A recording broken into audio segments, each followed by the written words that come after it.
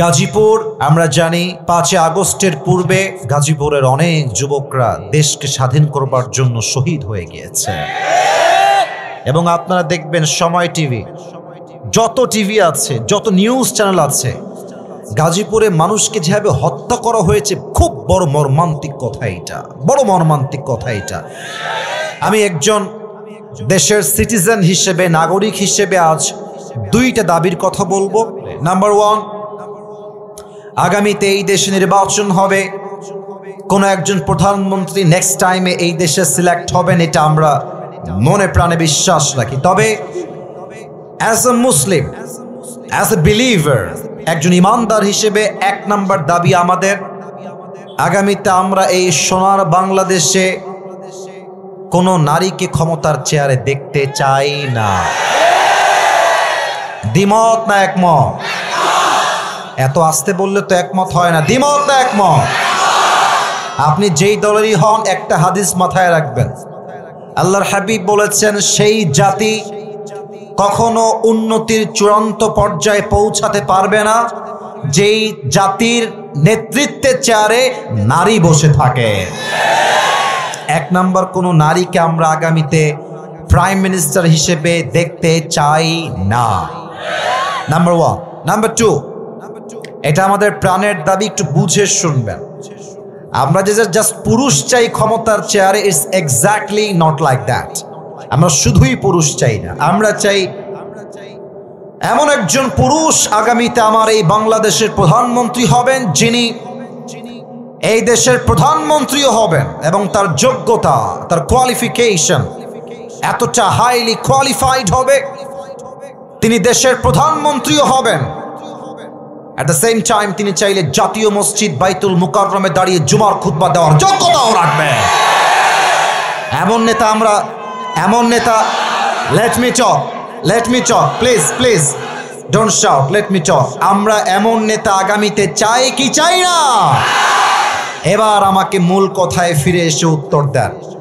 যদি এই দেশের প্রধানমন্ত্রী হয় জাতীয় মসজিদ বাইতুল মুকাররমের খতিব হওয়ার যোগ্য, আগামীতে এই বাংলাদেশের সুদ হার থাকবে?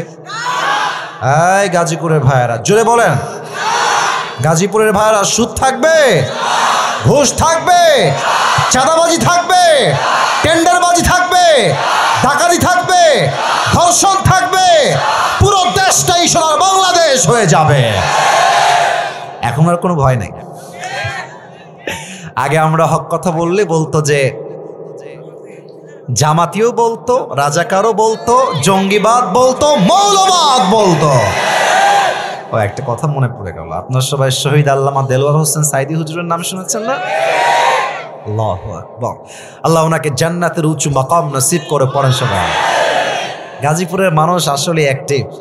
আর যে আমিনের সাউন্ড পাচ্ছি আর ঠিক বেঠিকের সাউন্ড পাচ্ছি, এটা ফার্স্ট স্টেপেই প্রমাণ হয়ে গেছে গাজীপুরের সন্তান কেউ কাপুরুষের সন্তান নয়, সব বীর পুরুষের সন্তান। শহীদ আল্লামা দেলোয়ার হোসেন সাইদি হুজুর বলতেন, যারা আমাদেরকে মৌলবাদী বলে গালি দাও, আমরা মোটেও রাগ করি না। কেন রাগ করি না? মৌল আসছে মূল থেকে।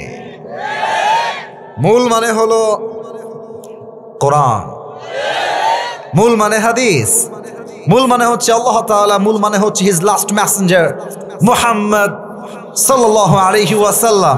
তো যারা তোমরা আমাদেরকে মৌলবাদী বলে গালি দাও, আমরা হলাম মূলবাদী। তোমরা সব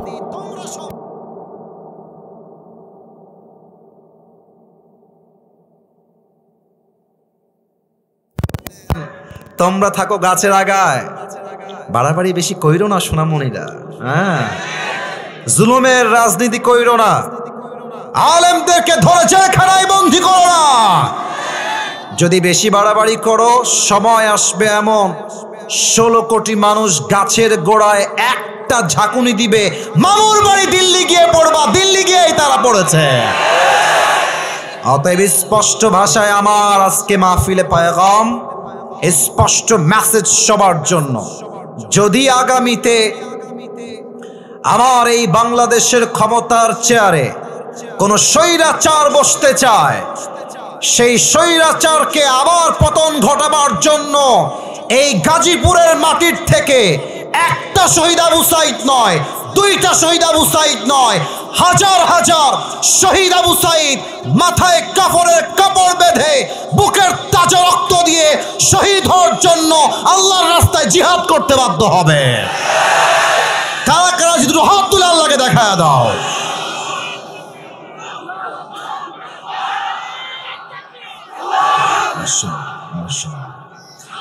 আল্লাহ এই স্লোগানকে কবুল করো। মাশাআল্লাহ, সকলে পড়ুন আমিন। আপনাদের বউ আছে? কার কার একটু হাত তুলুন। বউ আছে?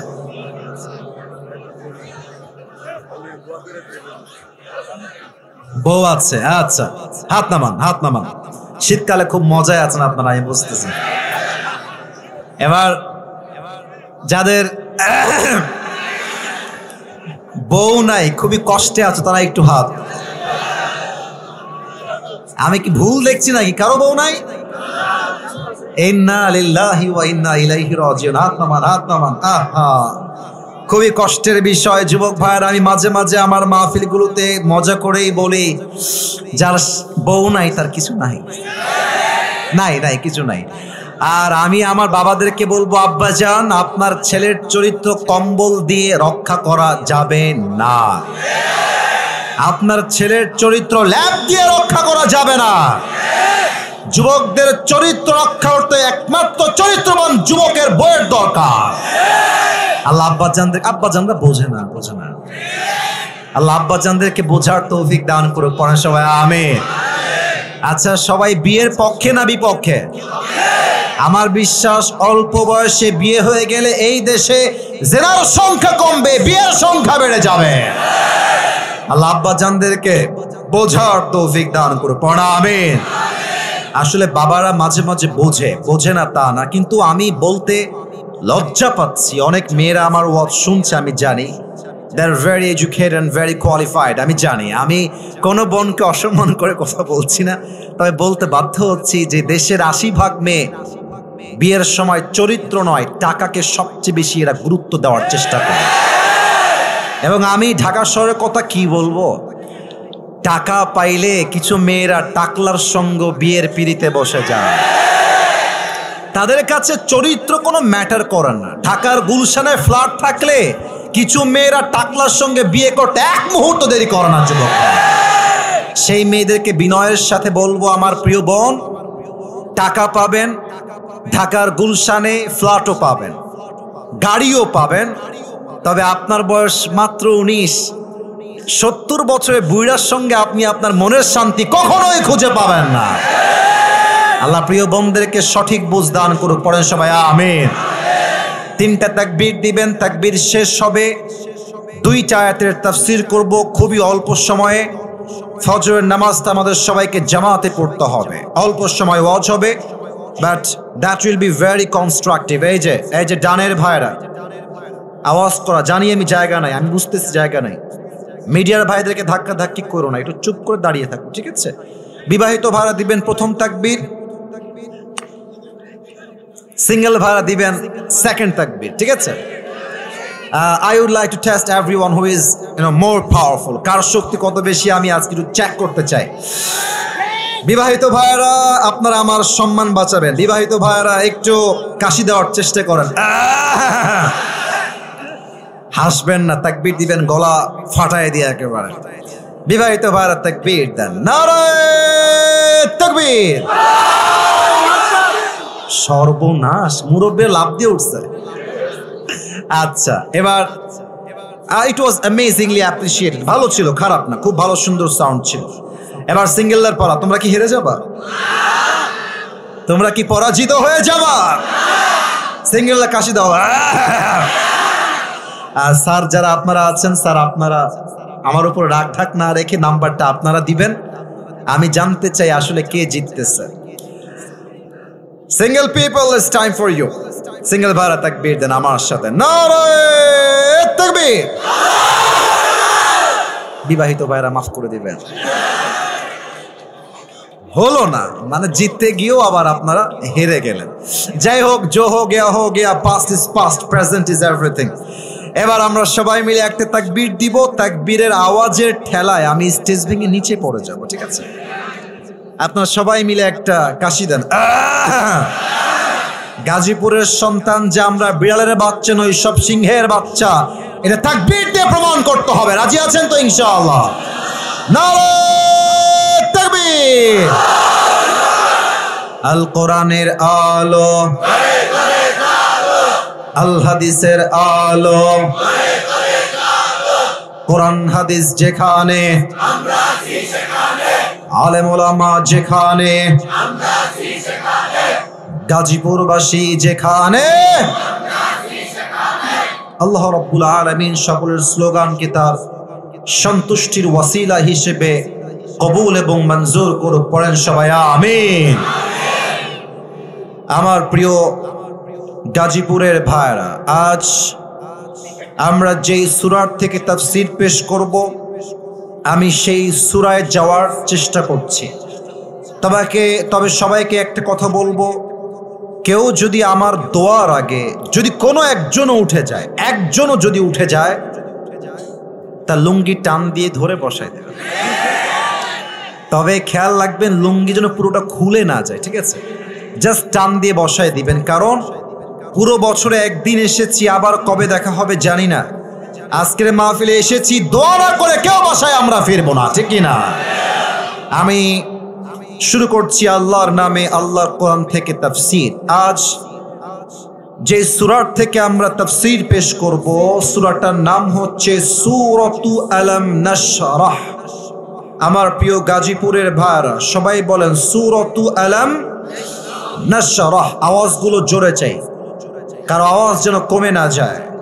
সূরাতু আলাম নাশরাহ থেকে আজকে আমরা তাফসীর পেশ করার সর্বোচ্চ ট্রাই করব অল্প সময়ের ভেতরে। এই সূরাটা আছে 30 নম্বর পারা। বলেন সবাই, কত নাম্বার পারা? 30 নম্বর পারা। এই সূরার আয়াত সংখ্যা হচ্ছে, এই যে কই যায়, এই নীল মিডিয়ার, আচ্ছা ঠিক আছে, সাইডে যাও, খবরদার কেউ যেন আমি উঠতে না দেখি। This is the last warning for everyone, কেউ উঠে যাবেন না, সবাইকে আমি অবজার্ভ করার ট্রাই করছি।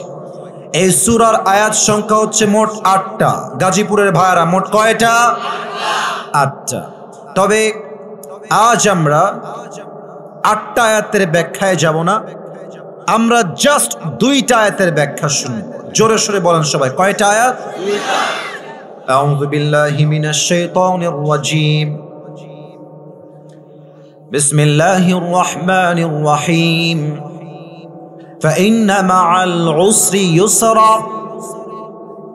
إن مع العسر يسرا Indeed and verily with every hardship there is ease. এই আয়াতের তরজমা হচ্ছে প্রত্যেকটা কষ্টের সাথেই স্বস্তির দেখা, স্বস্তির সন্ধান। বলেন তো গাজীপুরের ভাইরা আছে না নাই?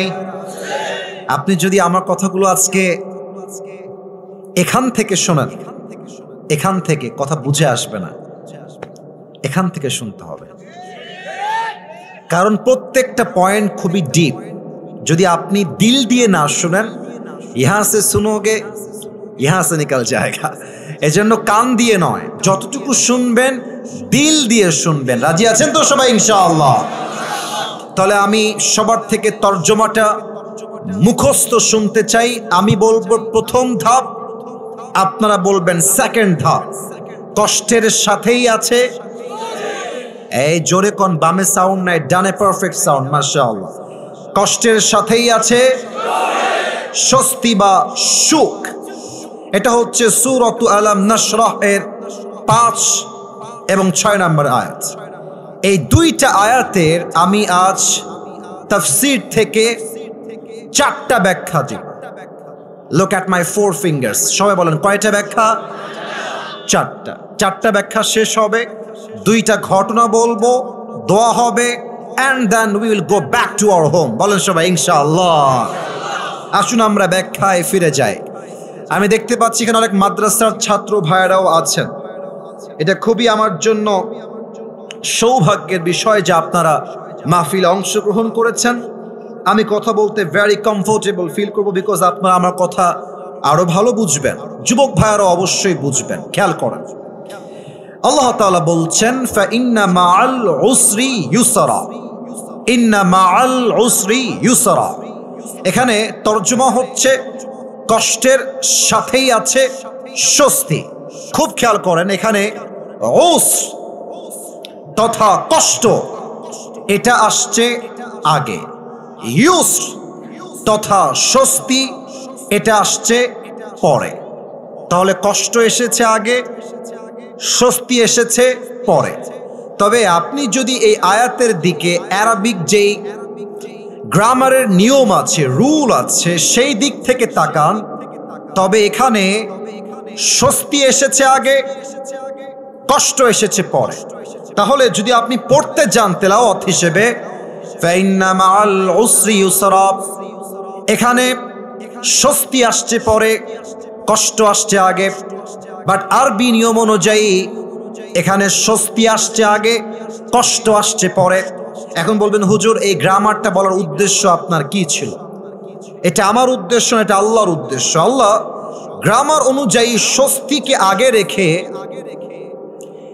এটা বোঝাতে চায় যে বান্দা, তোর জীবনে যত কষ্ট আসুক, তোর ফোকাস, তোর পার্সপেক্টিভ, তোর দৃষ্টিকোণ কষ্টের দিকে হবে না, স্বস্তির দিকে হবে। কষ্টের দিকে নয়, স্বস্তির দিকে। এবার আমাকে উত্তর দিলেই তাফসীরটা আরো ভালো বুঝে আসবে। যেই মাস চলছে, মাসটার নাম হচ্ছে কি মাস? এই যে আসতে কয় রে বাবা, কি মাস? 2000 কয় সাল? 25 সাল। আমাকে উত্তর দিবেন সবাই, কেউ যেন বাদ না যায়। এই জানুয়ারি মাসে আপনি কয়দিন না খেয়েছিলেন? একদিনও না, তাই না? আচ্ছা, যদি বলি এই জানুয়ারি মাসে আপনি কয়দিন অসুস্থ ছিলেন, বলবেন দুই একজন হয়তো একদিন দুই দিন অসুস্থ ছিলাম। এর মানে আপনি যদি পুরো জীবনটাকে একটু অবজার্ভ করেন, দেখবেন যে আপনার জীবনে কষ্টের সংখ্যা কম, স্বস্তির সংখ্যা বেশি। ঠিক কিনা বলেন? আল্লাহ বলছে, বান্দা কষ্টের দিকে তাকাস না, স্বস্তির দিকে তাকিয়ে দেখ, তোকে তোর জীবনটাকে সুন্দর করে দিবে একজন। তিনি কে? এখন চলছে শীতকাল। সেই দিন আমার প্রোগ্রাম ছিল বগুড়া। নাম শুনছেন না আপনারা? বগুড়া একটা উন্নত জেলা।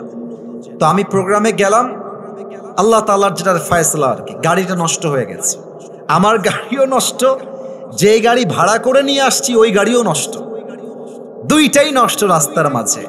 রাত বাজে 2টা, কনকনে শীতে আমি থরথর থরথর করে কাঁপছি। বিশ্বাস করেন, আমি যতই বড় হুজুর হই আর যত বড়ই ফেমাস মানুষ হই না কেন, ডিপ্রেশন, চিন্তা প্রত্যেকটা মানুষের নেচার, প্রত্যেকটা মানুষের দুশ্চিন্তা মাঝে মাঝে একটু হলেও হয়। কথা ঠিক আছে আমার? বিশ্বাস করেন, আমি গাড়িতে বসে বসে ভাবছি, ইসরে এত কনকনে শীত, আমার কত কষ্ট হচ্ছে। আল্লাহ, তুমি আমাকে এত কষ্ট কেন দিচ্ছ? আমি তোমার দিনের কাজ করছি, এটা মাথায় চিন্তা করছি। সিএনজি এলো, সিএনজিতে ব্যাগ উঠালাম, যাচ্ছি অন্য আর একটা গাড়ি নেওয়ার জন্য। তো আমাকে যখন বগুড়ার রেল স্টেশন দিয়ে ক্রস করানো হলো, চিন্তা চেঞ্জ হয়ে গেল। আমি দেখলাম আমি শীতে কাঁপছি, আমার ভেতরে 2টা গেঞ্জি, উপরে জ্যাকেট, তার উপরে শাল বা চাদর পরে আছি। আমার স্টেশনে সাডেনলি চোখ পড়ল স্টেশনের দিকে। এই রিসেন্টলি মাত্র 20-25 দিন আগের কথা বলছি। আমি দেখলাম স্টেশনে পিচ্চিরা শুয়ে আছে, বাচ্চা, গায়ে জামা নাই, কোনো মতে ছেঁড়া বস্তা দিয়ে মুড়ি দিয়ে আছে। মুরব্বীরা শুয়ে আছে, বৃদ্ধা মা শুয়ে আছে, খেতা আছে, ল্যাপ নাই, কম্বল নাই। আমি বুঝলাম, ফাইন্না মাআল উসরি ইউসরা, বান্দা যা আছে তাই দেখ, যা নাই তাই দেখিস না। ঢাকার গুলশানে যখন যাবেন, BMW, Mercedes, range rover, Rolle's Royals, C-HR, কত ব্র্যান্ডের গাড়ি নেবেন, সব আছে গুলশানে। দেখলে মনে হবে, ইসরা আমি গাজীপুরের ছেলে, আমার তো একটা সাইকেলও নাই। ভাইরে, অনেক কিছু থাকলেই সুখী হওয়া যায় না, সুখী হওয়ার জন্য আল্লাহ রহমতের প্রয়োজন হয়। আপনাকে একটা অবাক করা তথ্য দিব, কিন্তু মিডিয়া আছে, বলতে লজ্জা পাচ্ছিলাম, ভেবেছি বলবো না, তবে বলবো, আপত্তি নাই বলতে। শুনলে আপনারা হয়তো অনেকে মাইন্ডে নেবেন, বাট আপনাকে বুঝতে হবে যা বলছে আমি বাস্তব বলছি। ঢাকার গুলশানে স্বামীর বউ যে হয় অন্য পুরুষের ভাবি, স্বামী তার বউকে অন্য পুরুষের সঙ্গে শোয়ার জন্য দিয়ে দেয়। আপনি দেখেন নিউজে, আপনি ইন্টারভিউ দেখেন, আপনি বলবেন হুজুর আপনি এই পয়েন্টটা কেন উল্লেখ করলেন? আমি বলবো ভাইজান, ঢাকার গুলশানের লোকের কাছে রোলস রয়েলস আছে, দামি ফ্ল্যাট আছে, বাট তাদের কাছে চরিত্রের 2 পয়সা কোনো মূল্য নাই। আপনার কাছে হয়তো বা গাজীপুরে বড় একটা বাড়ি নাই, হয়তো টিনের ছাপড়া আছে, বাট আপনাকে মাথায় রাখতে হবে ওর টাকা থাকতে পারে, ওর মনের সুখ নাই। আল্লাহ আমাকে টাকা কম দিয়েছে, মনের সুখ বেশি দিয়েছে, ঠিক কিনা বলে? আল্লাহ বলছে বান্দা কষ্টের দিকে নয়, আমি আল্লাহ তোমাকে যেই স্বস্তি দান করেছি সেই স্বস্তির দিকে তাকাও। 1 নাম্বার ব্যাখ্যা, আমাদের ফোকাস হবে স্বস্তির দিকে, কষ্টের দিকে নয়। 1 নাম্বার ব্যাখ্যা। 2 নাম্বার খেয়াল করেন, ফাইন্না মাআল উসরি ইউসরা, এখানে আল উসর কষ্ট। এই যে আমার মাদ্রাসার ছাত্র ভাইয়েরা আমার দিকে তাকান, এখানে আলিফ লাম আসছে, আল উসর অর্থাৎ এটা মারিফা, নির্দিষ্ট। কষ্ট জীবনে কার কোনটা আছে এটা সবাই আমরা জানি। মনে করেন আপনার বউ খারাপ, এটা আপনি জানেন, আপনার চাকরি লাগবে, এটাই কষ্ট, এটা আপনি জানেন। আর স্বস্তি কোথায় আসবে এটা আমরা কেউ জানি না, এটার খবর রাখে একজন, তিনি কে? এবার আপনাকে আমি দুনিয়ার এক্সাম্পল দিয়ে তাফসীরটা বোঝাবার ট্রাই করি। ঢাকার বসুন্ধরার নাম শুনছেন তো নাকি? আপনারা শুনবেন না কেন, আপনারা তো ওখানে যাওয়া মানুষ, সবাই তো সচক্ষে দেখেছেন। আমি যে কথাটা বলবো সেটা হচ্ছে এইরকম, মাঝে মাঝে রাস্তায় হাঁটলে দেখবা অনেক মেয়েরা এমন বাজে পোশাক পরে বের হয়, দেখলে মনে হয় ঢাকা শহরের মেয়েদেরকে যে কিয়ামত বেশি দিন আর বাকি নাই। যুবক ভাইরা এত বাজে পোশাক পরে মনে হয় রাস্তায় কোনো উলঙ্গ মেয়ে হেঁটে বেড়াচ্ছে গাজীপুরের ভাড়া। তো এত নষ্টা মেয়ের ভিড়ে দেখছো মাশাআল্লাহ, হঠাৎ করে যে এক বোরকাওয়ালি, হাতেও মোজা, পায়েও মোজা, यार ये तो अभी के अभी जन्नत से भाग के दुनिया में आई है। সোনামণি, উপরে ফিটফাট, মাঝে মাঝে ভিতরে সদরঘাট হয়। এখন তুমি ভাবছো যে আল্লাহ জীবনে একটাই কষ্ট, বউ নাই, এটা আমি জানি, কিন্তু আমি ভাবছি যে আমার স্বস্তি হচ্ছে এই বেড়ি আমার বউ হইলে আমার আর কোনো কষ্ট থাকবে না, এটা আমি চিন্তা করছি। বাট মাথায় রাখবেন, অনেক মেয়েকে দেখে মনে হবে রাজরানী, বিয়ের পরের দিন দেখবেন রাজরানী নয়, কাল নাগিনী বিয়ে করে আপনি বাসায় নিয়ে আসছেন। অতএব আল্লাহ বলছে বান্দা, কষ্ট কোন বিষয়ে তোর আছে তুই জানিস, বাট স্বস্তি কোন বিষয়ে আসবে এটা তুই জানিস না, এটা জানে একজন। আওয়াজ দিয়ে বলেন সবাই, তিনি কে? আর একটা এক্সাম্পল খুব খেয়াল করবেন, যুবকদের শখের বাইকের নাম হচ্ছে R15 ভার্সন 4 ইন্দোনেশিয়ান ভার্সন। হ্যাঁ, আচ্ছা দেখেন, গাজীপুরের ছেলে দেখেছি খুব ভাবসাব, সানগ্লাস পরে একটা R15 বাইক নিয়ে, বাপ রে বাপ, ওর বাপের রোড, এটা হ্যাভি টান দেয়। তো এটা বড় কষ্টের বিষয় যে আজকালকার মেয়েদের কাছে এই টাউট বাটপার টিকটকার আর গাঞ্জাখোর পছন্দ হয়, দিনদার পছন্দ হয় না যুবক ভাই। এখন যুবক, এই যে যুবকগুলো আমার সোনামণিরা দাঁড়িয়ে আছে এখানে, ওরা ভাবছে ইস রে, এই মালটা পাইলে আমার জীবন সফল হয়ে যাবে, খালি R15 লাগবে, এইটা পাইলে আমি সফল। আমি আমার কথা বলছি, আমার যে ড্রাইভার ছিলেন তার ভাতিজা এই গত মাসে, এই ডিসেম্বর মাসে বাপকে বলেছে, আব্বা তুমি যদি আমাকে R15 কিনে না দাও আমি আত্মহত্যা করে মরে যাব। আস্তাগফিরুল্লাহ, নাউজুবিল্লাহ। তো বাবা তো বাবাই হয়, বাবার মতো আপন আসলে পৃথিবীতে কেউ হয় না। আব্বা বলেছে ঠিক আছে, তোর মরতে হবে না, তোকে আমি আমার সব কিছু দিয়ে দিব R15, সমস্যা নেই। রিসেন্ট 1 মাসও হয়নি, R15 কিনে দিয়েছে। ভোরবেলা সকালবেলা রাস্তা ফাঁকা ছিল, আবেগ কাজ করেছে, বিবেক কাজ করে নাই। গাড়ি তুলেছে 120-এ 30-এ, তো ঠাস করে রাস্তা দিয়ে একটা গাড়ি চলে আসছে মাঝখানের সামনে দিয়ে, আর এটাকে কন্ট্রোল করতে পারে নাই, সোজা গিয়ে খাম্বার সঙ্গে মেরে দিয়েছে, জায়গায় স্পট ডেথ, জায়গায় শেষ। আল্লাহ বলছে বান্দা, তুই ভাবছিস R15 পেলেই সুখ, তুই ভাবছিস ঢাকার গুলশানে ফ্ল্যাট কিনতে পারলেই সুখ, তুই ভাবছিস ব্র্যান্ডের কাপড় পরলেই সুখ, তুই ভাবছিস অমুক কোম্পানিতে চাকরি পেলেই সুখ। না না, তোর সুখের খবর তুই জানিস না, তোর স্বস্তি আসবে কোথায় এটা একমাত্র খবর রাখে একজন, তিনি কে? কথা কি বোঝা যায়? আমার তাফসীরের কথাগুলো কি বোঝা যায়? যায় যায় যায় তাহলে এটা কয় নাম্বার পয়েন্ট গেল? এই ভাইরা জোরে কোন সবাই কয়? 3 নাম্বার পয়েন্ট আরো বড় মারাত্মক, একটু খেয়াল করবেন। ফা ইন্না মাআল উসরি ইউসরা, ইন্না মাআল উসরি ইউসরা, দুইটা আয়াতের শুরুতে একটা হরফ আছে, এটা হচ্ছে ইন্না। সবার থেকে জানতে চাই এই হরফটার নাম কি? এই যে আমার কওমি ছাত্র ভাইরা যারা আছেন, they know this very well, তারা আমার চাইতে আরো ভালো জানে। এটা হচ্ছে হুরুফে মুশাব্বাহা বিল ফি'ল। যখন ইন্না কোনো বাক্যের শুরুতে আসে, বাক্যের মাঝে যেই সন্দেহ থাকে সেই সন্দেহ সব দূর করে দেয়। অনেক যুবক মনে মনে ভাবে যে বয়স তো 25 হয়ে গেল, বিয়ে কি শালা হবেই না আমার? আহা, হ্যাঁ এরকম আছে, বিয়ে কি হবেই না, আহা আমি কি আজীবন সিঙ্গেল মরবো, এটা আমিও ভাবতাম।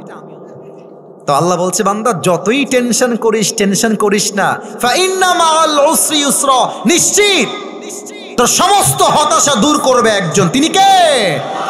ফা ইন্না, নিশ্চিত কষ্ট দূর হবে।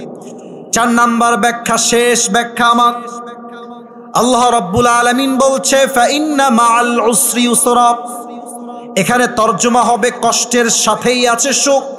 আমরা তরজমা মাঝে মাঝে করি কষ্টের পরেই সুখ, এটা ভুল তরজমা, এই তরজমা করা যাবে না। কারণ কি?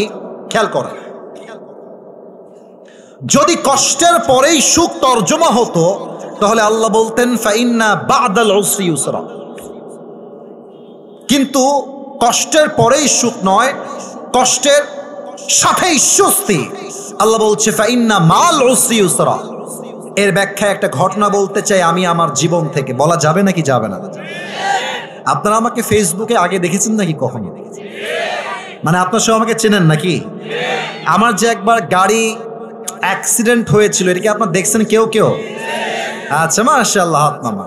এটা 2024 সালের জানুয়ারি মাসের কথা। আমার প্রোগ্রাম ছিল, এটা আমি বানায়ও বলছি না, টাইম পাস করার জন্য বলছি না, আমি জাস্ট বোঝাবো কষ্ট আছে যেখানে স্বস্তিও আছে। আরে ডায়লগটা দেন না, কষ্ট আছে যেখানে স্বস্তি আছে। আমি প্রোগ্রাম করে কুমিল্লার দিকে আসছি, চাঁদপুরে আমার প্রোগ্রাম ছিল। গাড়িটা যমুনা ফিউচার পার্কের পাশে যে ব্র্যান্ড নিউ শোরুমগুলো আছে না, ওই পাশে ডান দিকে ঢুকে যে গাড়িটা কিনেছি জানুয়ারি মাসের 1 তারিখে। তো কিনেছি, আসলে দামি গাড়ি, মোটামুটি অনেক দাম ছিল ওই সময়, মার্কেট প্রাইস মেবি 55 লাখ ছিল। এটা শো অফ না, আপনি একটু পরে বুঝবেন যে আমি আসলে কি বলতে চাই আপনাকে। তো গাড়িটা কিনে খুব শখের গাড়ি, মাশাআল্লাহ, খুবই সার্ভিস ভালো অ্যান্ড লুকিং জাস্ট ওয়াও, দেখতেও সুন্দর। তো চাঁদপুর থেকে আমার প্রোগ্রাম, আমি আসবো কুমিল্লাতে, এসে ঘুমাবো। তো দেখবেন যে গ্রামের যে রাস্তাগুলো হয় ট্রিং বিরিং রাস্তা, একবার ডানে গিয়ে আবার বামে গিয়ে আবার ডানে। তা আমার ড্রাইভার সাহেবের এমন আবেগ কাজ করেছে, গ্রামের রাস্তায় গাড়ি তুলেছে 80-তে। তো আবেগের জন্য কি হয়েছে, রাস্তা ভেজা, বৃষ্টি হয়েছে। তো দেখেন, look at my right hand, ডান হাত দেখেন, গাড়ি যাচ্ছে এমনে সোজা, বোঝা যায়? ও ভাই কতক্ষণ বোঝা যায়? সোজা যাচ্ছে গাড়ি, তো রাইটে টার্ন নেওয়া লাগবে, অর্থাৎ ডান দিকে যাওয়া লাগবে। গাড়ি কিন্তু আছে 80-তে, আর রাস্তা পুরোটা ভিজা আর কাদা। তো আমার ড্রাইভার সাহেবের যে আবেগ কাজ করেছে, বিবেক কাজ করে নাই। 80-তে গাড়ি আছে, তো এই দেখেন ঠাস করে ইউটার্ন নেওয়ার জন্য গাড়িটা এমনে ঘুরাইছে, গাড়িটা ডান দিকে না গিয়ে সোজা খাদে চলে গিয়েছে। আর খাদে গেছে কেমনে আমি বুঝাই বলি, একবার এমনে উল্টাইছে, আবার উল্টাইছে, থার্ড টাইম আমি বুঝলাম আমি জমিনের পানিতে পড়লাম। আমি তো অলরেডি কালেমা পড়ে ফেলেছি, তখন খুব সিরিয়াস ছিলাম। আসলে সবাই কালেমা পড়েছি, আমরা যারা ছিলাম সবাই মোটামুটি কালেমা পড়ে ফেলেছি। তো গাড়ি যখন নিচে পড়ে গেল, আমি দেখতে পাচ্ছি ভেতর থেকে পানি উঠছে, গাড়ির ভেতরে পানি অলরেডি উঠে গেছে। আমার সামনে যিনি ছিলেন এক গ্লাসে বাড়ি দিয়েছে, এক বাড়িতে গ্লাস ভেঙে গেছে, ও জানলা দিয়ে লাফ দিয়েছে পানির ভেতরে, ওখানে নেমে গেছে ওখানে। আর আমরা ছিলাম 7 জন। গাড়ির এমন জোরে আওয়াজ হয়েছে কুমিল্লাতে, অনেক এলাকার লোক ওখানে চলে আসছে, আশেপাশে সবাই চলে আসছে। কি হলো রে, কে এখানে, বেঁচে আছে কিনা মরে গেল, সবাই দেখতে চলে আসছে। কোনো মতে আমাকে গাড়ির থেকে বের করা হলো। আমি পানির থেকে উপরে উঠলাম। যখন উপরে উঠেছি, গাড়ির দিকে আমি তাকায় দেখলাম যে মাশাআল্লাহ আমার গাড়ির সামনের দিকে গ্লাস ভেঙে গেছে, ডান দিকে আমার জানালা নাই, নিচে আমার সিট নাই, উপরে আমার ছাদ নাই, গাড়িই নাই, গাড়িই নাই। তো মনটা এত খারাপ লাগলো, ইস রে, কেবল ব্র্যান্ড নিউ গাড়িটা কিনলাম শোরুম থেকে, 7 দিন হলো না, এত কষ্টের টাকা জমিয়ে কিনলাম, শেষ হয়ে গেল। কষ্ট। স্বস্তি কোথায়? এক জায়গায় স্বস্তি আছে যে ইস রে, আরে গাড়ি গেছে যাক না, যেখানে আমার বাঁচার কথা নয়, এখানে আমার চুল পরিমাণ কোনো আঘাত আমার গায়ে লাগে নাই। আল্লাহকে বললাম, আল্লাহ গাড়ি যাক, আমি তো বেঁচে আছি, আমার ঠ্যাং তো ভাঙে নাই, আমার হাত তো ভাগে নাই, এটাই কথা। বেঁচে থাকলে একদিন এই সব গাড়ি নয়, একদিন BMW কিনতে পারবো, ঠিক কিনা বলে? আল্লাহ বলছে, বান্দা কষ্টের পরে সুখ নয়, কষ্ট আছে যেখানে স্বস্তি আছে সেখানে। আচ্ছা, একজন মা যখন গর্ভবতী হয়, পেটের ভেতরে একটা যন্ত্রণা, বলেন তো গাজীপুরের ভাইরা আছে না নাই? কি যে কষ্ট হয় মায়ের, একমাত্র মাই জানে। বাট মায়ের মাথায় একটা চিন্তা স্বস্তির থাকে যে যত কষ্টই আমার হোক, আমি তো মা ডাকটা শুনবো, আমার সন্তান যেন আমাকে মা ডাক দিবে, সমস্ত কষ্ট আমি এক মুহূর্তেই ভুলে যাব, ঠিক কিনা বলে? আল্লাহ বলছে, বান্দা কষ্টের পরে সুখ নয়, কষ্টের সাথেই রয়েছে স্বস্তি। তবে এই বার্তা সেই মানুষ বুঝবে যার মাঝে আছে 2টা গুণ। সবাই 2 হাত তোলেন, এই যে 2 আঙ্গুল, সবাই আমাকে দেখাবেন। কষ্টের সাথেই আছে স্বস্তি, এটা আমল করতে কয়টা গুণ লাগবে? আপনাদের সকলের শোনার মন আছে তো ইনশাআল্লাহ? হাত নামান, সবাই একটা তাকবীর দেন, নারে তাকবীর। 12টা বেজে গেছে অলরেডি, ওয়াজ 1 ঘন্টা হয়ে গেছে, আরো 10 থেকে 15 মিনিট সময় আমাকে দেওয়া যাবে না ইনশাআল্লাহ? ইনশাআল্লাহ আওয়াজ তো বলছে না, বলেন সবাই ইনশাআল্লাহ। 1 নাম্বার গুণের নাম হচ্ছে ধৈর্য। বলেন সবাই, 1 নাম্বার গুণের নাম কি? ধৈর্য। আমি একটা কথা সবাইকে জিজ্ঞেস করতে চাই, যদি আমার ভুল হয় আপনারা আমাকে ধরিয়ে দিবেন। সাররাবাদ, আমি আমার জায়গা থেকে বলছি, আমার সামনে যতগুলো যুবক এখানে এসেছে, এটা আমার আন্তরিকতার বিশ্বাস, এখানে 90% বেশি যুবক ভাইরা আমরা সবাই মধ্যবিত্ত পরিবারের সন্তান এই মাহফিলে এসেছি। আমি আমার একটা ওয়াজে বলেছিলাম যে মধ্যবিত্ত পরিবারের সন্তান মানেই হচ্ছে এক একটা ব্র্যান্ড। কেন ব্র্যান্ড? সাইকেল দিবেন আমাদেরকে, চলবে, বাইক দিবেন, চলবে, কার দিবেন, চলবে, বলবেন যে কার দিব না, বাইক দিব না, হেঁটে হেঁটে এসো, তাও আমার চলবে, কারণ আমি মধ্যবিত্ত পরিবারের সন্তান, ঠিক কিনা? আপনি আমাকে ভাত দিবেন, ডাউল দিবেন, তাও আমার চলবে, আপনি আমাকে ভাত দিবেন, আলু ভর্তা দিবেন, তাও আমার চলবে, আপনি আমাকে ভাত দিবেন, গোস্ত দিবেন, তাও আমার চলবে, আপনি আমাকে 1 প্লেট ভাত দিবেন, আর কিছুই দিবেন না, 1 গ্লাস পানি দিবেন, 1টা মরিচ দিবেন, আমার পান্তা ভাত হলেও চলবে। আপনি বালিশ দিবেন, ঘুমাবো, বালিশ দিবেন না, তাও ঘুমাবো, খাট দিবেন, ঘুমাবো, খাট দিবেন না, তাও ঘুমাবো, কারণ হলো আমি বড় ঘরের খেয়ে পড়ে বড় হওয়া ব্রয়লার মুরগি না, আমি মধ্যবিত্ত পরিবারের সন্তান। আমি যেমন আরাম করতে পারি, তেমন আমি মাথার ঘাম পায়ে ফেলে কঠোর পরিশ্রম করতে পারি, ঠিক কিনা বলেন? আল্লাহ বলছে কি দেখেন, ইন্নামা ইউওয়াফাস সাবিরুনা আজরাহুম বিগাইরি হিসাব। কিয়ামতের দিন মানুষের মাঝে 2টা দল হবে, ফারিকুম ফিল জান্নাহ ওয়া ফারিকুম ফিস সাঈর। One group will enter in the paradise and another group will enter in the hellfire. এক দল যাবে জান্নাতে, আরেক দল যাবে জাহান্নামে। জান্নাতের কাতার হবে ডান দিকে। গাজীপুরের ভাইরা, জান্নাতের কাতার কি বাম দিকে না ডান দিকে? আল্লাহ বলবে, এই আব্দুর রহমান বের হও, এই আব্দুল্লাহ বের হও, এই আব্দুর রহিম গেট আউট, বের হও, এই কাতার থেকে বাহিরে আসো। আল্লাহ কেন বের হব? আমরা কি জান্নাত পাবো না? আল্লাহ আল্লাহ বলবে বান্দা জান্নাত তো পাবা, তবে একটা বিশেষ অফার আছে তোমার জন্য। কেন, কি অফার? আল্লাহ বলবে আজকে আমি আল্লাহ তোমাকে বিনা হিসাবে জান্নাত দান করব। আল্লাহ বিনা হিসাব কেন? আমি কি এমন আমল করেছি আল্লাহ? আল্লাহ বলে বান্দা ওই যে তুমি দুনিয়ার বুকে গরিব ঘরের ছেলে ছিলে, মধ্যবিত্ত পরিবারের ছেলে ছিলে, এত কষ্ট তোমার হৃদয়ে চাপা ছিল, বাট কেউ যখন তোমাকে বলতো ভাই তুমি কেমন আছো, তুমি সব ভুলে বলতা ভাই আলহামদুলিল্লাহ, আল্লাহ অনেক ভালো রেখেছে, তুমি ধৈর্যশীল ছিলা। ইন্নামা ইউওয়াফাস সাবিরুনা আজরুহুম বিগাইরি হিসাব, those who observe patient they will be given their reward without measure। আল্লাহ বলছে ধৈর্যশীল বান্দাকে আমি আল্লাহ তাআলা বিনা হিসাবে জান্নাত দিব। সুবহানাল্লাহ। কিছু প্রশ্ন করছি, দেখা যাক আপনারা উত্তর করতে পারেন কিনা। বলেন তো আমার গাজীপুরের ভাইরা, নবীজির একমাত্র কলিজার টুকরা মেয়ে যার দ্বারা নবীজির বংশ বিস্তার হয়েছে, তার স্বামীর নাম হচ্ছে আলী, তার সন্তানের নাম হচ্ছে হাসান এবং হুসাইন রাদিয়াল্লাহু তাআলা আনহুমা। সে নারীর নাম কি ছিল?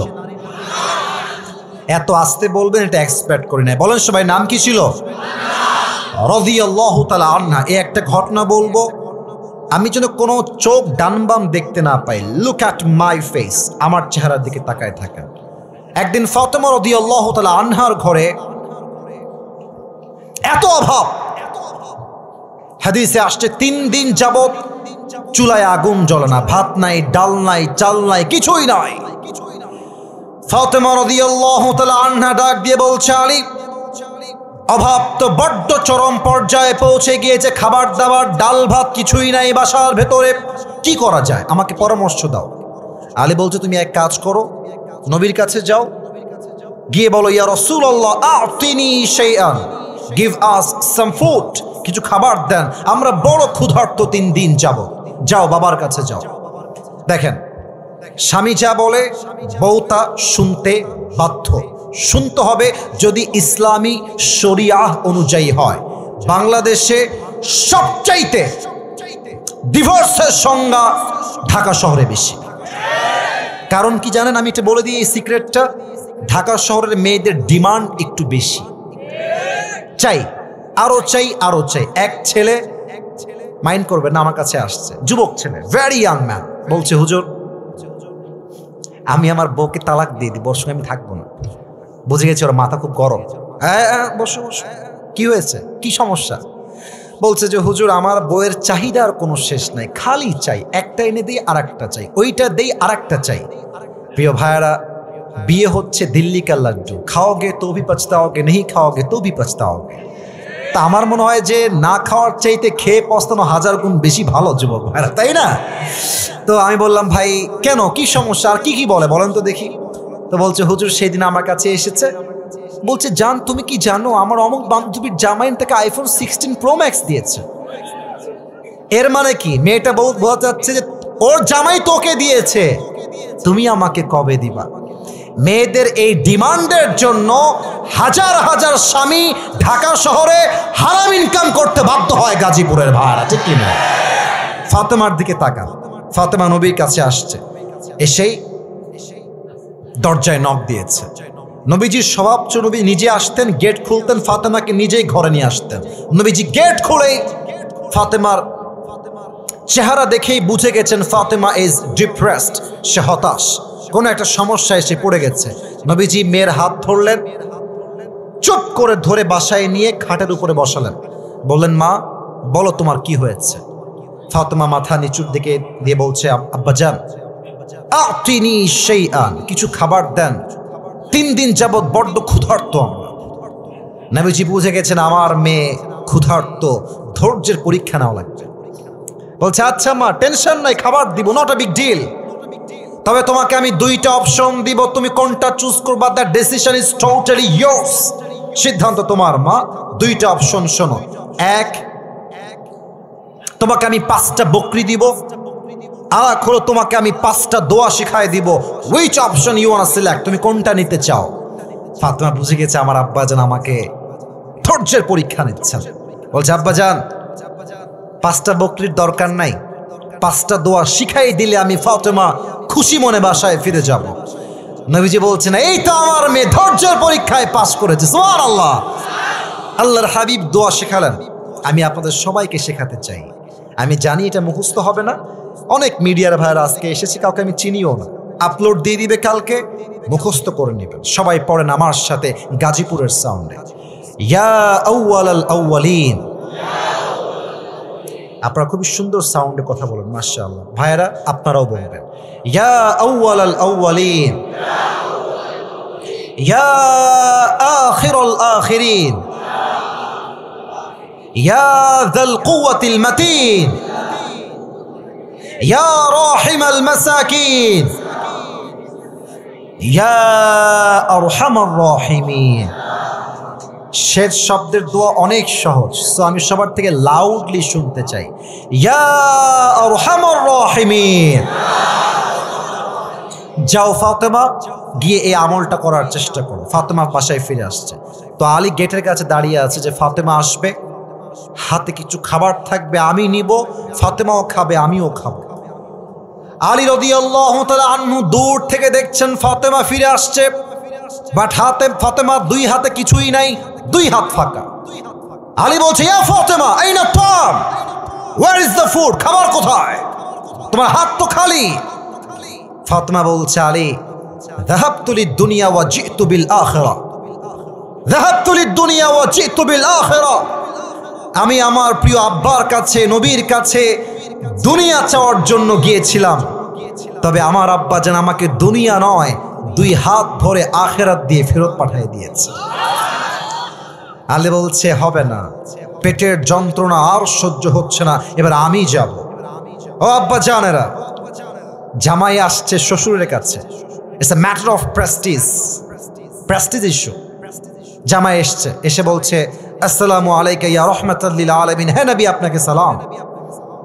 নবী তো বুঝে গেছে যে আলী কেন এসেছে। জামাই বসো, কি দিব বলো, কি চাই? বলছে, নবী হে 3 দিন যাবৎ বড্ড অভাব, যদি কিছু খাবার দিতেন বড্ড মেহেরবানি হতো আপনার ব্যাপারে।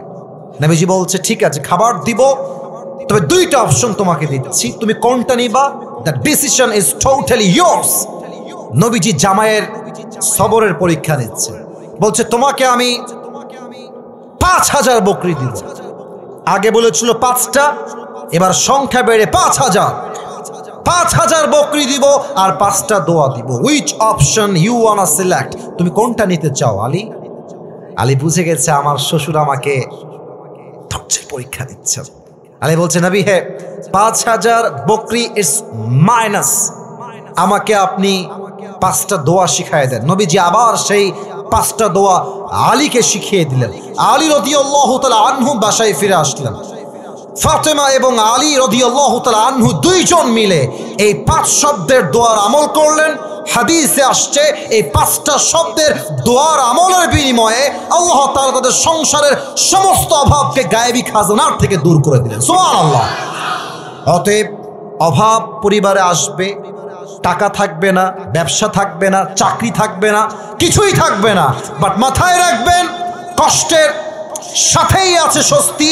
ধৈর্যের সঙ্গে স্থির থাকেন, আপনার পথ খুলে দিবে একজন। আওয়াজ দিয়ে বলেন সবাই, তিনি কে? 1 নম্বর হলো ধৈর্যশীল হওয়া জীবনের যে কোনো মুহূর্তে। 2 নম্বর হচ্ছে আল্লাহর উপরে তাওয়াক্কুল। ওয়া মান ইয়াতাওয়াক্কাল আলাল্লাহি ফাহুয়া হাসবু, whoever trusts in Allah subhanahu wa ta'ala, Allah is sufficient for him। যে ব্যক্তি আল্লাহর উপরে ভরসা করতে পারে, আল্লাহ বলছেন আমি একাই তার জন্য যথেষ্ট হয়ে যাই। সুবহানাল্লাহ। এটা আমার শেষ হাদিস বলছি, এটা বলেই দোয়া করব। তবে একটা প্রবাদ বাক্য আছে, শেষ ভালো যার, আরে ভাই কথা কোন, শেষ ভালো যার সব ভালো তার। এটা আমার শেষ হাদিস। আমাকে গিভ মি জাস্ট 5 মিনিটস, 5টা মিনিট সময় দেন। যদিও বা এটা দেওয়া লাগতো না, যদি আমি বসে না থাকতাম হয়তো 12টার আগেই ওয়াজ শেষ হয়ে যেত। স্যাররা কথা বলেছেন তাই 5 মিনিট সময় চাচ্ছি আপনাদের কাছে। বলেন তো নবীজির মোট স্ত্রী ছিল কয়জন? সবাই জানে, তাও কথা কয় না। কয়জন? সেকেন্ড প্রশ্ন, নবীর প্রথম স্ত্রীর নাম কি ছিল? খাদিজা রাদিয়াল্লাহু তাআলা আনহা।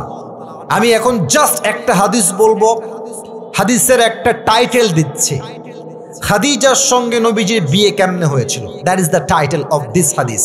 শোনেন, খাদিজা ছিলেন এমন একজন নারী যিনি আরবের সবচেয়ে ধনী এবং richest women in Arabic world. তার মতো ধনী মেয়ে আরব বিশ্বে দ্বিতীয় আর কেউ ছিল না। প্রথম স্বামীও মারা গেছে, দ্বিতীয় স্বামীও মারা গেছে, থার্ড হাজবেন্ড সেও মারা গেছে। খাদিজা একদিন রাতের আধারে ঘুমিয়ে থেকে স্বপ্ন দেখছে যে আকাশে একটা চাঁদ উঠেছে, চাঁদের আলোতে পুরো দুনিয়াটাই আলোকিত হয়ে গেছে। উনি চাঁদের দিকে তাকিয়ে অবাক যে চাঁদের আলো এত বেশি হতে পারে। দেখছেন চাঁদটা তাকানোর সাথে সাথেই আকাশ থেকে খাদিজার বুকের দিকে চাঁদটা ভেঙ্গে ভেঙ্গে পড়ছে।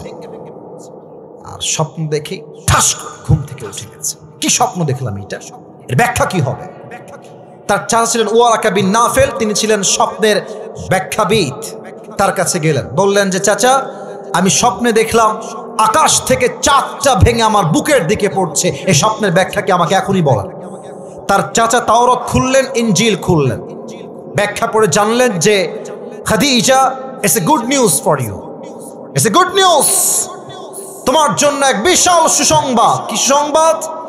তার চাচা বলছে শেষ নবী এই জামানার তোমার স্বামী হিসেবে কবুল হতে চলেছে। সুবহানাল্লাহ। অপেক্ষা করো, সেই স্বপ্নের পুরুষ তোমার জীবনে একদিন আসবেই। একদিনের ঘটনা, নবীজি ব্যবসার জন্য খাদিজার বাসায় আসলেন, এটা আমরা সবাই জানি। খাদিজা দূর থেকে দেখলেন এক যুবক এসেছে। তার চেহারা, তার মুখের চাপদাড়ি, তার ফিজিক্যাল অ্যাট্রাকশন, তার হ্যান্ডসামনেস, তার সৌন্দর্য, তার ব্যক্তিত্ব, খাদিজা দেখেই বুঝে গেছে এটাই হবে শেষ নবী। সুবহানাল্লাহ পড়বেন না আপনারা সবাই? কিন্তু আমাদের যুবকদের লজ্জা শরম একটু কম, তাই আমরা প্রস্তাব চাইলে দিতে পারি। বাট মেয়ে মানুষের লজ্জা একটু বেশি, ওরা চাইলেই বিয়ের প্রস্তাবটা সহজে দিতে পারে না।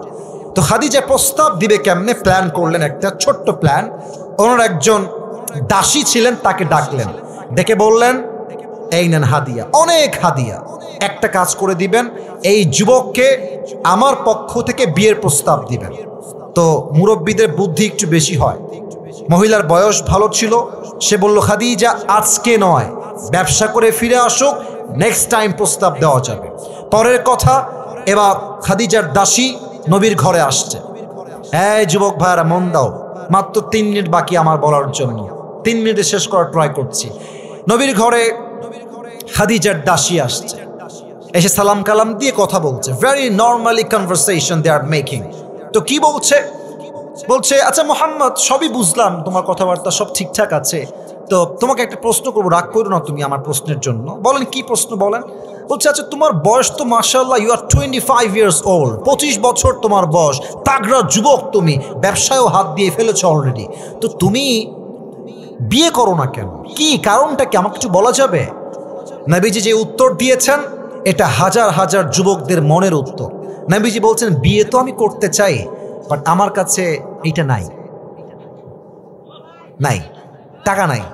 তো যার কাছে টাকা নাই তার কাছে মেয়ে বিয়ে দিবে কোথায়? কে দিবে? এবার তার দাসী ছিল খুব চালাক, বলছে আরে টাকার চিন্তা তোমার, আরে it's not a big deal, আমার কাছে এমন একজন মেয়ে আছে যেই মেয়েকে বিয়ে করলে তোমার মোহর দেওয়া লাগবে না, খাবার দেওয়া লাগবে না, বাড়ি দেওয়া লাগবে না, পোশাক দেওয়া লাগবে না, বরং সেই মেয়েকে কবুল করে বিয়ে করলে তোমাকে সেই মেয়ে তোমার সবকিছু অ্যারেঞ্জমেন্ট করে দিবে। সুবহানাল্লাহ পড়বেন না আপনারা? তো নবীজি রিয়াকশন দেখেন, আমার চশমাটা একটু খুলি, নবীজি এমনি মানে was very shocked, you know, এমন মেয়ে কি আদৌ আছে? কোথায় পাবো এমন মেয়ের সন্ধান? মাসমুহা, সেই মেয়ের নাম কি আমাকে বলেন। তো সে বলছে ইসমুহা খাদিজা, তার নাম হলো খাদিজা, তুমি কি বিয়ে করবা? অবাক করার বিষয় হচ্ছে নবীজি আগের থেকেই খাদিজা রাদিয়াল্লাহু তাআলা আনহাকে মনে প্রাণে পছন্দ করতেন, তবে it's a matter of money, matter of money. মনে রাখবেন, বড়লোক ঘরের ছেলে গরিব ঘরের মেয়েকে বিয়ে করে, বাট বড়লোক ঘরের মেয়ে কখনো গরিব ঘরের ছেলেকে বিয়ে করে না। তো নবীজি ভাবছে প্রস্তাব দিব কেমনে, আমি তো গরিব ঘরের ছেলে। তো প্রস্তাব খাদিজার পক্ষ থেকে আগে আসছে। তো নবীজি বলছে আপনি যান, আমি কালকে আমার চাচা আবু তালেবকে নিয়ে বাসায় আসব, ওখানে ফাইনাল ডিসিশন আমরা মেক করব। তো দাসী চলে আসছে। তারপরের দিন নবীজি চাচাকে নিয়ে গিয়েছেন খাদিজার বাসায়। তো আবু তালেব বলছে, খাদিজা আপনি কি শিওর, আর ইউ 100% কনফার্ম যে আপনি তাকে বিয়ে করবেন, মোহাম্মদকে বিয়ে করবেন? বলছে, ইয়েস আই এম 100% কনফার্ম যে আমি তাকে স্বামী হিসেবে পেতে চাই। তো এবার আবু তালেব বলছে, খাদিজা আমরা প্রস্তাবে রাজি আছি, তবে একটা কথা বলতে চাই, আমার ভাতিজার কাছে টাকা পয়সা কিছু নাই, বাড়ি গাড়ি কিছু নাই, তবে এতটুকু বলবো, আমার ভাতিজার মতো আদর্শবান চরিত্রবান এই তল্লাটে দ্বিতীয় আর কেউ নাই যুবক ভাড়া, ঠিক কিনা বলে? খাদিজা বলছে, আমার এইটাই দরকার, টাকার দরকার আমার নাই। মায়েরা বুঝে নিয়েন কথাটা, মায়েরা বোনেরা বুঝে নিয়েন কথাটা। খাদিজা বলছে, আমার টাকা পয়সা লাগবে না, চরিত্র হলেই আমার চলবে। তো কি করা যায়, এখন বিয়ে হবে। এখন আবু তালেব বলছে, খাদিজা আমরা আপনাকে কি মোহর দিব? মোহর তো আমাদের কাছে দেওয়ার মতো কিছু নাই, আমরা গরিব ঘরের ছেলে, তবে একটা মোহর দিব আপনাকে, 20টা উট মোহর হিসেবে দিব। বলছে, ঠিক আছে যা দিবেন তাতেই আমি খুশি। 20টা উট মোহর দেওয়া হলো, বিয়ে হয়ে গেল। এখন বিয়ের পরে মেহমান আসছে, বর পক্ষ কনে পক্ষ, কিছু খাওয়া দাওয়ার আয়োজন করার দরকার আছে না? বোঝে না, খাওয়া দাওয়ার দরকার একটু আছে না ভাইরা, বলেন? একটু অলিমার দরকার। তো খাদিজার মন কত বড়। খাদিজা বলছে, যেহেতু আমার স্বামী গরিব ঘরের ছেলে, আপনারা আমার 20টা উট যে মোহর হিসেবে দিয়েছেন, এই 20টা উট মেহমানদের জন্য, মেহমানদারি করার জন্য আল্লাহর রাস্তায় জবাই করে দেন, সুবহানাল্লাহ। এবার বিয়ে হয়ে গেল, আকদ সম্পূর্ণ হয়ে গেল। বাসরাত, খাদিজা বাসরাতে আগেই বসে আছেন। নবীজি বাসর ঘরে এন্ট্রি নিয়েছেন, প্রবেশ করেছেন। হাদিসের শেষাংশে আমি আছি, এটাই শেষাংশ। নবীজি এসে খাদিজার পাশে বসেছে। তো নবীজি একটু নার্ভাস, মানে প্রথম বিয়ে হলে যা হয় আর কি, হ্যাঁ, বাসরাতে সবাই নার্ভাস ফিল করে, নবীজিও নার্ভাস। তো নবীজি চুপচাপ বসে আছে, খাদিজাও চুপচাপ বসে আছে।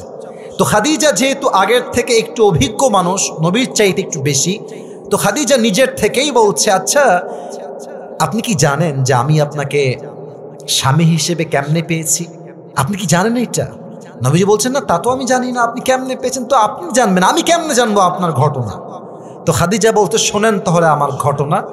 আমি যখন প্রথমবার বিয়ে করলাম, প্রথম বিয়েতে আমার এক সন্তান হলো, স্বামী আমাকে সন্তান রেখে দুনিয়ার থেকে বিদায় নিলেন। দ্বিতীয়বার বিয়ে করলাম, সন্তান হলো, তার নাম হলো হিন্দ, স্বামী মরে গেলেন, সন্তান থেকে গেল।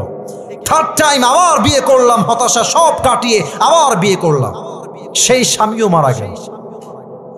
পরে আমি নিয়ত করলাম, আমার ভরসা আল্লাহর উপরে, আমার রব একদিন না একদিন আমাকে উত্তম জীবন সঙ্গী আজীবনের জন্য দান করবেন করবেন করবেন ইনশাআল্লাহ। এটা আমার ভরসা, তাওয়াক্কুল ছিল।